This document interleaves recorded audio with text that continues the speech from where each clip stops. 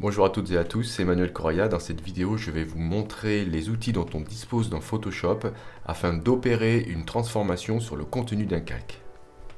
Tout d'abord, entendons-nous sur le terme de transformation. Lorsque l'on parle de transformation, on veut parler de déplacement, rotation, changement d'échelle, symétrie, perspective, inclinaison et torsion.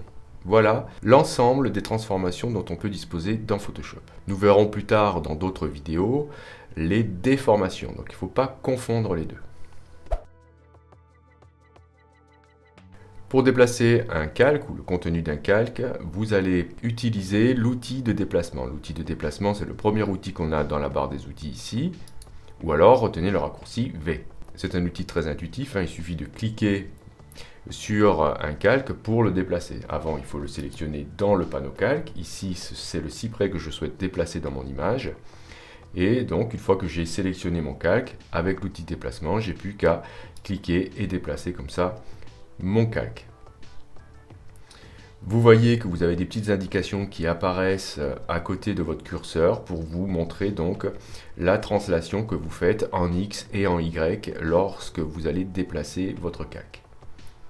Vous pouvez aussi, si vous le souhaitez, passer par le menu Propriétés afin d'aller ici vérifier les coordonnées qui vont s'afficher ici en X et en Y. OK. Et vous allez pouvoir, si vous souhaitez, entrer des valeurs très précises ici, si vous avez besoin. Par exemple, si vous faites du web design ou une publication avec des mesures très précises, vous allez pouvoir ici rentrer des données, donc soit en pixels, soit donc pixels vous tapez px, centimètres ce sera cm. Voilà, donc vous avez toute une série ici d'unités de mesure que vous allez pouvoir saisir. Je vous mettrai dans les commentaires la liste de ces raccourcis. Vous pouvez aussi utiliser les touches de votre clavier pour faire un déplacement très précis. Vous déplacerez de cette manière-là de 1 pixel à chaque fois votre calque. Si vous appuyez sur majuscule en même temps, vous avancerez de 10 pixels en 10 pixels. Si vous appuyez sur majuscule lorsque vous faites un déplacement, vous allez bloquer l'axe dans lequel vous avez initialisé le mouvement. C'est-à-dire que là, si je commence sur un axe horizontal et si j'appuie sur majuscule, vous voyez, je ne peux plus monter et je vais faire mon déplacement uniquement sur cet axe. Si j'avais commencé par un axe vertical, voilà, si j'appuie sur majuscule, je bloque l'axe vertical. Donc vous allez voir que la touche majuscule avec les outils de transformation, on l'utilise très fréquemment. Ensuite, nous avons les rotations. Donc ici, je vais vous montrer les rotations avec une flèche. Je la mets au centre avec l'outil de déplacement, donc je la déplace. OK. Et tout d'abord, je voudrais qu'on ne fasse pas la confusion avec les outils de rotation que l'on va trouver dans Image, rotation de l'image. Puisque ici, si vous faites une rotation à partir de ce menu, vous allez faire une rotation sur l'ensemble de votre image. Ce ne sera pas sur le calque. Là, je vous parle des transformations sur les calques. Donc ok, là j'ai bien mon calque flèche, c'est un groupe d'ailleurs, qui est sélectionné. Et si je veux faire une rotation de cette flèche, je vais passer par le menu Édition, Transformation. Et là, je vais trouver, donc il y a rotation, mais je vais vous le montrer tout à l'heure. Je vais déjà vous parler de ce qu'il y a ici. Vous avez ici donc rotation 180 degrés. Vous allez trouver aussi rotation horaire 90 degrés ou anti-horaire 90 degrés. Donc je vous montre horaire 90 degrés. C'est en fait dans le sens des aiguilles d'une montre. Et si je fais anti-horaire, je vais dans l'autre sens. Très bien. Maintenant, vous avez ici dans le menu toujours édition transformation, vous avez rotation. Très bien, donc rotation, ici, si je fais appel à cet outil-là, je me retrouve avec ici une boîte englobante qui est une boîte de transformation, avec ici des poignées de transformation tout autour de cette boîte. Si je déplace mon curseur à l'extrémité de cette boîte, je vais pouvoir opérer une rotation. Donc cette rotation se fera toujours à partir d'un axe qui, par défaut, est au centre de votre calque. Vous pourrez aussi définir l'axe de rotation à partir ici de la barre des options. Vous avez ici 9 points possibles pour positionner votre axe de rotation, il suffira de cliquer sur un des points vides ici pour choisir comme ça un axe de rotation. Après, vous pourrez bien sûr le faire tourner comme ça dans votre image directement ou alors en rentrant une valeur ici. Au passage, vous allez ici retrouver aussi les positions en X et en Y de votre élément sur le document. Lorsque le triangle est coché, vous êtes en valeur relative, c'est-à-dire qu'ici j'ai fait un déplacement de moins 6 pixels en X et de moins 11 pixels en Y. Vous voyez, lorsque je vais déplacer comme ça, j'ai les valeurs qui vont changer. Si je clique ici pour désactiver le triangle, je suis en valeur absolue. Il y a une particularité dans Photoshop et dans pas mal de logiciels de chez Adobe. Le Y positif se situe en dessous, c'est-à-dire que en haut c'est 0 et lorsque vous allez ajouter ici des valeurs à Y, vous descendez en fait. Donc faites attention, lorsque vous avez un outil de transformation actif et que vous souhaitez annuler, vous allez cliquer ici. Si vous souhaitez valider, cliquez sur cette icône là ou appuyez sur Entrée. Tant que vous n'aurez pas fait ça, vous ne pourrez rien faire d'autre dans Photoshop. Ok, donc je vais vous montrer plutôt un autre calque qui sera plus parlant pour cet outil. Voilà. J'ai ici une aiguille que je souhaite faire tourner autour du cadran. Je la sélectionne. Je vais faire appel à l'outil de rotation dans le menu édition, transformation, rotation. Et ici, je trouve bien, alors attention, j'ai fait une bêtise, j'ai sélectionné l'ensemble de mon groupe alors que je souhaite uniquement sélectionner l'aiguille. Donc je vais dans mon groupe, je vais chercher l'aiguille, c'est uniquement ce calque-là que je souhaite faire tourner. Donc je retourne, après avoir sélectionné le bon calque cette fois-ci, dans le menu édition, transformation, rotation. Ok, donc là on voit bien que c'est délimité uniquement au contenu de ce calque. On voit que là, si j'opère une rotation à ce niveau-là, ben, ça ne marche pas, puisque j'ai le centre de rotation qui est ici. Je vais zoomer un petit peu pour qu'on le voie bien. Ce centre-là, je vais pouvoir, si je clique dessus et que je fais glisser comme ça ce point, je vais pouvoir le déplacer où je veux en fait. Voilà. Je veux que ça fasse une rotation à partir d'ici. Je dézoome et maintenant je vais pouvoir faire une rotation comme ça. Vous voyez, ça le fait bien à partir du point que je souhaitais en fait. Là, je fais des rotations qui sont à vue d'œil comme ça, ok. Si je souhaite faire des rotations très précises, je vais pouvoir ici, depuis ma barre des options, définir un angle de rotation à partir de là. Vous voyez, vous avez cette icône-là qui vous indique un angle. Et là, je vais pouvoir donc saisir une valeur. Une fois que j'ai terminé, j'appuie sur Entrée. Vous avez la possibilité d'opérer une répétition d'une transformation lorsque vous l'avez réalisée. Là, j'ai resélectionné mon calque et j'ai repositionné ici mon axe. Je vais faire une rotation comme ça. Ok. Petite astuce au passage, si vous appuyez sur majuscule, vous ferez des rotations qui seront bloquées à 15 degrés. Très bien. Une fois que j'ai fait une transformation, je peux valider, bien sûr, n'oubliez pas de valider. Et vous avez une option intéressante dans le menu édition, transformation, vous avez répéter. Retenez ce raccourci, majuscule CTRL-T sur PC ou majuscule commande-T sur Mac. Et là, vous allez pouvoir comme ça répéter la transformation, la dernière transformation que vous avez faite. Donc là, moi j'ai fait peut-être une rotation un petit peu violente. Donc je vais aller faire un truc un peu plus significatif. Pour l'exemple, je vais remettre mon axe ici. Vous voyez à chaque fois l'axe se remet au centre, il faut tout le temps le déplacer. Et je vais faire une petite rotation légère. Hop.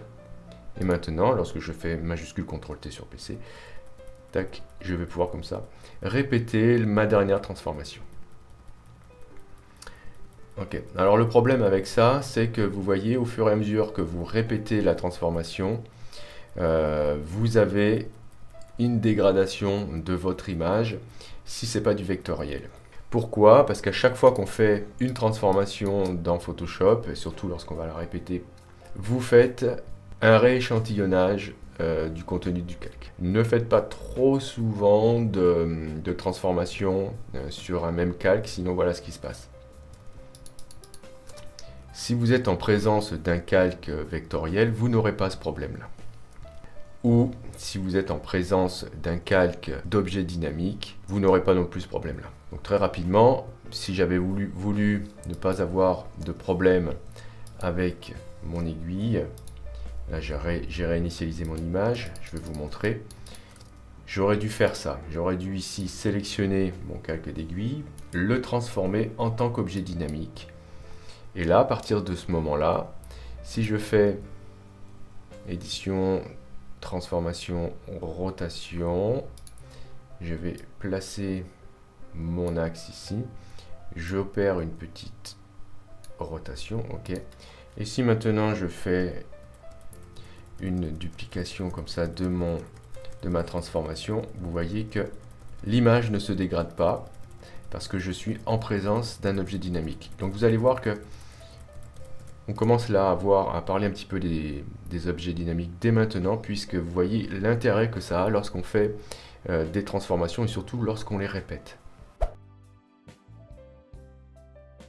Là, ici, j'ai un phare, donc j'ai dit dupliquer, vous voyez, c'est celui-ci que j'ai dupliqué là, il est sur ce calque. Bien. Si je souhaite le mettre un peu plus loin dans mon image, je vais devoir opérer une transformation d'échelle. Il va falloir que je le réduise un petit peu, évidemment, puisque du point de vue de la perspective, il va apparaître plus petit. Je vais faire appel donc toujours à un outil de transformation dans le menu édition, transformation. Je vais avoir ici la possibilité, en cliquant sur homothétie, d'opérer une transformation. Vous voyez, si je manipule un des coins comme ça, je vais pouvoir faire une transformation comme ça, donc un changement d'échelle à ce niveau-là. Si j'utilise une des poignées centrales, comme ça, je vais pouvoir faire des écrasements. Et bien sûr, sur le côté, je vais pouvoir faire comme ça des écrasements dans l'autre sens. Bien, vous aurez ici aussi la possibilité de modifier depuis la barre des options la largeur en pourcentage et la hauteur. La chose importante lorsqu'on fait un changement d'échelle, surtout lorsqu'il s'agit d'une image qui est reconnaissable comme un bâtiment, un animal, un être humain, etc. Il va falloir faire très attention lorsqu'on va faire des changements d'échelle de ne pas faire des écrasements justement. Lorsque vous allez manipuler donc les points extérieurs ici pour faire des changements d'échelle, appuyez systématiquement sur majuscule ou alors bloquez ici l'axe. Si je bloque ici la chaîne, vous voyez que maintenant c'est coché. Lorsque je vais manipuler, vous voyez, hop, j'opère une transformation dite homothétique, c'est-à-dire en respectant le rapport largeur sur hauteur. Ou alors vous appuyez sur majuscule lorsque vous faites ce genre de manipulation. Ok ? Donc là, si je souhaite le positionner un peu plus loin dans mon image, je vais réduire bien sûr sa taille. Et bon, là, j'ai pas calculé la perspective, mais on va dire que c'est à peu près bon comme ça. Si je le fais sur un homme, vous allez voir, c'est encore plus flagrant. Hein, si je change sa taille en faisant de cette manière-là, vous voyez tout de suite le problème, quoi. Et ne rigolez pas, parce que j'en vois beaucoup qui font encore ça lorsqu'on fait des travaux en classe. Bref. Toujours la touche majuscule lorsqu'on fait ça. Ok. Évidemment, lorsqu'on va réduire une image comme ça, lorsqu'on va changer son échelle, on va perdre du détail, puisqu'on va opérer un rééchantillonnage. Donc, lorsque vous faites ce genre de transformation, faites très attention à ne pas dépasser les limites, c'est-à-dire à ne pas aller trop loin lorsque vous allez faire ça. Alors, si j'agrandis vraiment mon personnage, au bout d'un moment, je vais me retrouver donc avec un rééchantillonnage. Donc là, j'ai de la chance, l'image n'était pas trop mauvaise dès le départ, mais on va se retrouver toujours avec le même souci par rapport à ce rééchantillonnage. Lorsque vous n'avez pas assez de pixels, que vous allez en rajouter, forcément, vous allez dégrader votre image. Et lorsque vous allez réduire votre image, vous allez aussi perdre du détail. De toute façon, il y aura toujours, à un moment donné, une perte lorsqu'on fait ce genre de manipulation. Je vais revenir un petit peu en arrière pour vous montrer ce qu'on avait déjà vu tout à l'heure, c'est-à-dire si vous transformez votre calque avant de faire ce genre de manipulation en objet dynamique, vous allez pouvoir retrouver sa taille d'origine sans perte. Je m'explique. Je vais transformer ce personnage-là de manière très importante. Je le réduis comme ça. Donc là, j'appuie sur majuscule. Ok. Je le réduis vraiment. Je valide. Admettons que je me sois trompé. Je souhaite retrouver une taille un peu plus importante. Je vais donc me dire, je fais appel à nouveau à l'outil et je vais agrandir. Ok. Voilà. Le problème, c'est que vous voyez maintenant mon image, vu qu'au départ elle était grande, je l'ai réduite, on a perdu beaucoup de détails puisqu'on a perdu des pixels, on a rééchantillonné l'image. Si maintenant je l'agrandis à nouveau, et bien, je pars de ma petite image pour retrouver une grande taille. Donc ça, c'est pas bon. Si vous voulez éviter d'avoir ce genre de problème, vous allez transformer votre calque en tant qu'objet dynamique. Et ensuite, vous n'aurez plus ce problème-là. Vous voyez, si je vais maintenant changer son échelle, tout petit comme ça, si je l'agrandis, à nouveau, je retrouve l'intégralité de ces pixels. Attention, c'est pas parce que vous êtes en présence d'un objet dynamique que vous allez pouvoir dépasser le nombre de pixels d'origine, puisque là, l'objet dynamique, elle ne fait pas de miracle. Hein. On aura forcément un rééchantillonnage qui va se faire lorsqu'on va dépasser le quota de pixels qu'on avait à la base. Bien, alors, puisque là mon monsieur est très grand, je vais vous montrer très fréquemment ce qu'il arrive lorsqu'on importe comme ça un calque dans une image qui est plus petite que ce calque-là, et qu'on fait appel à un outil de transformation. Donc ici je vais faire transformation au Motesi. On voit, voilà, il peut arriver. Bon, là on est en présence d'un objet dynamique, donc ça marche pas trop puisqu'on voit une croix ici. Mais vous allez voir, je vais pixeliser le calque, je vais refaire appel à l'outil de transformation pour vous montrer vraiment le problème. Vous voyez ici, donc j'ai fait appel à l'outil de transformation au Motesi et je vois pas, si ils sont cachés là, mais il se peut que vous ne voyez pas les limites du contour de transformation. Donc là on me dit, ah oui mais je comprends pas, je peux pas, je peux rien faire. Et si, il faut juste dézoomer, voilà, pour aller chercher comme ça l'encadrement. Sinon, on peut pas, on peut rien faire. Donc ok, donc il faut dézoomer et ici vous allez pouvoir donc manipuler les poignées de transformation, voilà, tout simplement. Donc là, on va voir maintenant la symétrie. Donc à partir de ce moment-là, c'est pas parce qu'on en est à la symétrie, mais c'est pour vous dire que, vous voyez, depuis tout à l'heure, je fais édition, transformation, etc. Et je vais chercher là-dedans. Donc tout ça, c'est un petit peu long. Alors je vais vous montrer une autre solution qui est très rapide, beaucoup plus rapide que ça. C'est, vous voyez, dans édition, vous avez ici transformation manuelle. Et le raccourci CTRL-T sur PC, Commande T sur Mac est un raccourci très important à connaître, puisque l'outil de transformation manuelle, puisque c'est cet outil-là dont il est question, on s'en sert très fréquemment.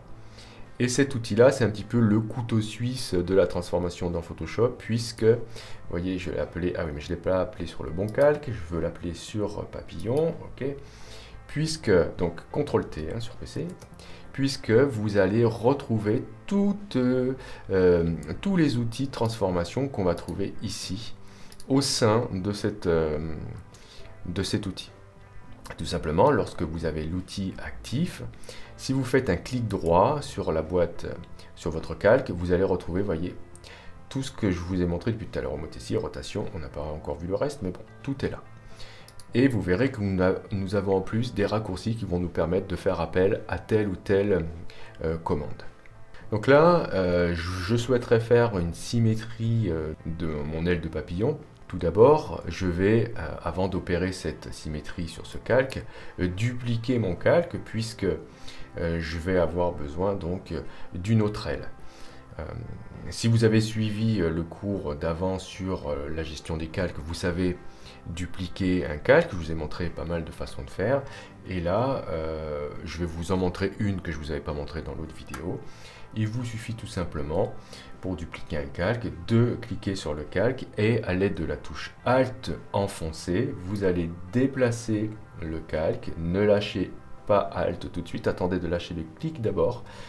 Et voilà, vous déplacez votre calque dans le panneau calque, vous lâchez le clic et ensuite Alt. Et vous avez créé une copie très facilement de votre calque. Donc c'est sur ce calque-là que je vais opérer la symétrie. Donc je fais appel à l'outil de transformation manuelle, CTRL-T sur PC, Command-T sur Mac. Et je vais zoomer un petit peu. Et là, donc, si je fais un clic droit, je vais trouver ici symétrie axe horizontal. Alors attention, dans Photoshop, c'est un petit peu trompeur, ça, lorsqu'il parle de symétrie axe horizontal, c'est en fait une symétrie sur l'horizon. Donc on va inverser l'horizon. C'est pas l'axe horizontal, parce que si on prend l'axe horizontal, il est comme ça, on devrait faire un changement de symétrie dans l'autre sens. Donc ça, c'est un petit peu trompeur. Au début, je me suis souvent planté là-dessus. Et lorsque ça sera sur l'axe vertical, ça sera dans l'autre sens. Ok, donc ici je vais faire une symétrie axe horizontal. Si je le fais, tac, vous voyez, j'ai opéré une symétrie sur l'axe. Sauf que ça le fait, rappelez-vous, toujours par défaut sur l'axe de rotation qu'on a vu tout à l'heure, qui est aussi du coup un axe de symétrie. Et ça le fait du coup sur le centre, puisque à chaque fois qu'on va refaire une transformation, cet axe-là se remet au centre. Donc je vais faire CTRL-Z, Command Z sur Mac pour revenir en arrière. Et là, je vais déplacer cet axe, je vais le mettre ici. Vous voyez, tac, d'ailleurs, c'est magnétisé, donc pas de souci. Je le mets à ce niveau-là. Et maintenant, clic droit, symétrie axe horizontal, et voilà, je valide. Petite astuce, lorsque vous voulez faire ce genre de choses aussi très précisément, vous pouvez, alors je déplace mon axe, tac, vous pouvez ici rentrer un changement d'échelle, mais du coup de moins 100%, donc sur la largeur, moins 100, et ça vous fait la même chose. Ok. Puisqu'en fait, regardez, si je fais ici un écrasement pour faire un changement d'échelle, je vais pouvoir, hop, au bout d'un moment, voilà, faire une symétrie. Et d'ailleurs, vous voyez que je pourrais faire un écrasement comme ça et faire croire que l'aile est légèrement surélevée. Bien sûr, vous pouvez aussi faire des symétries dans l'autre sens. Hein. Si je tourne ici mon aile, que je la duplique, je vais placer le centre ici, l'axe ici. Voilà, j'ai maintenant symétrie axe vertical. Et bien sûr, ça me fait donc la symétrie dans l'autre sens.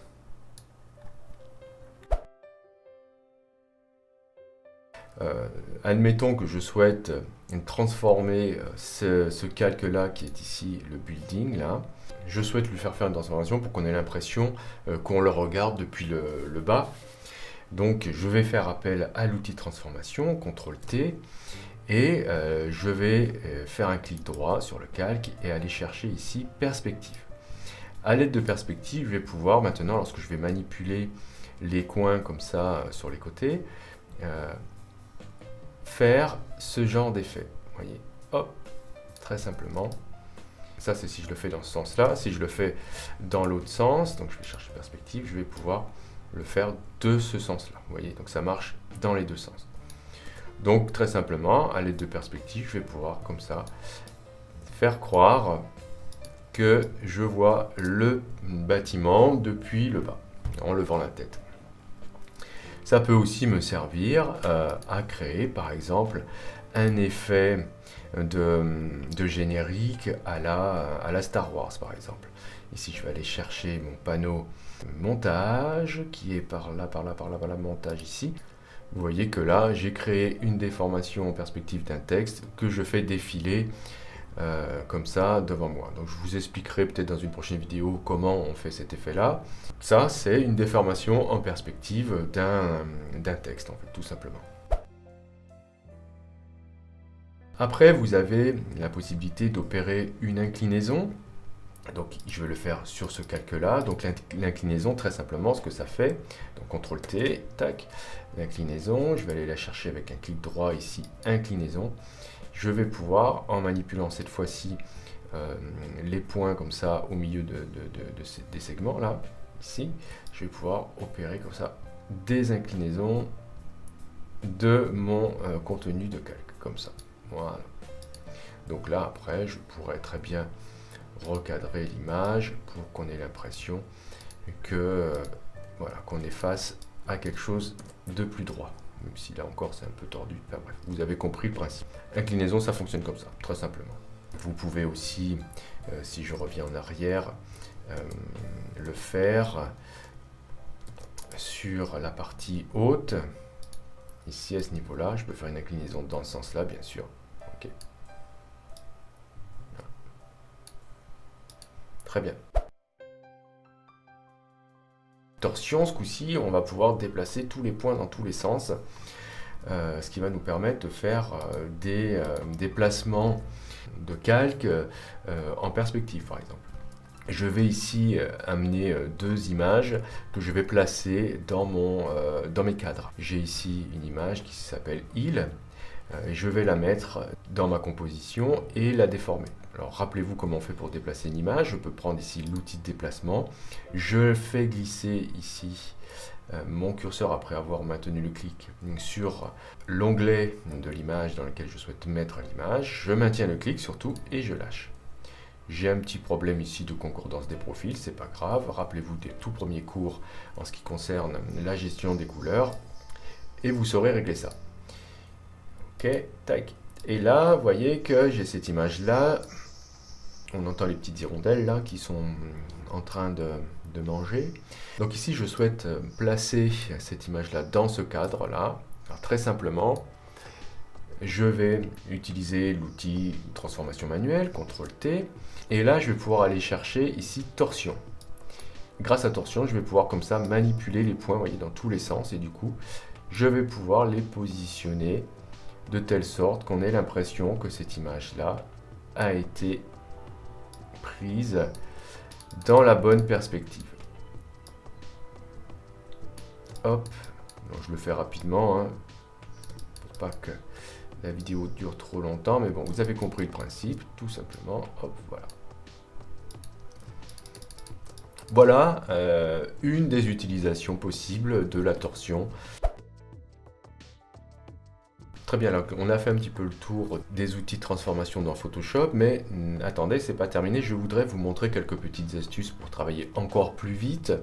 Admettons que je souhaite maintenant amener cette image-là dans l'autre et faire la même opération. Je vais cacher le texte ici. J'ai à ma disposition, lorsque j'utilise l'outil de déplacement ici, les options de transformation qui se trouvent directement inclus avec l'outil. C'est-à-dire que je n'aurais même plus besoin de faire CTRL T si j'ai ici coché les options de transformation. Si je clique là, vous voyez qu'à chaque fois que je vais donc utiliser l'outil de déplacement, j'aurai tout de suite les poignées de transformation qui vont apparaître. Un petit peu à la manière d'InDesign ou d'Illustrator si vous avez l'habitude de travailler avec ces outils.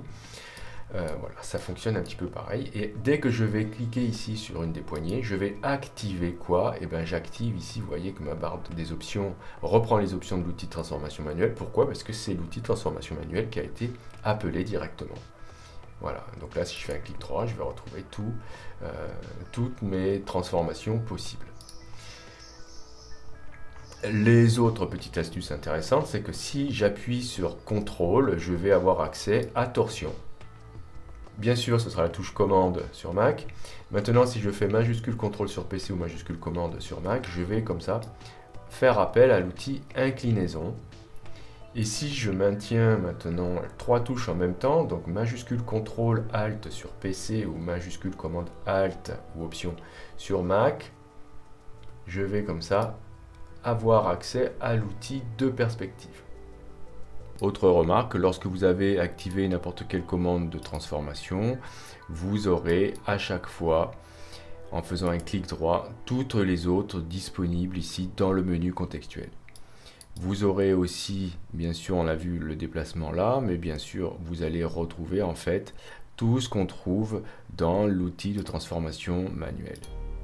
la barre des options ne change pas.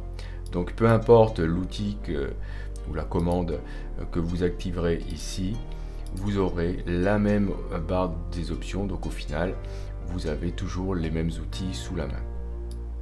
Donc voilà tout ce que je voulais vous dire au sujet des outils de transformation dans Photoshop. La prochaine fois, on verra les outils de déformation. Je vous remercie d'avoir suivi cette leçon. Si vous avez aimé, cliquez sur j'aime. Si vous n'êtes pas encore abonné, cliquez sur abonnez-vous. N'oubliez pas de cocher la petite cloche pour avoir des notifications sur les nouvelles vidéos. Si vous avez des questions au sujet de ce cours, ou s'il y avait des choses que vous n'avez pas bien compris ou que j'ai dit une bêtise, etc., vous pouvez me laisser des commentaires. Et je vous dis à bientôt pour un autre cours.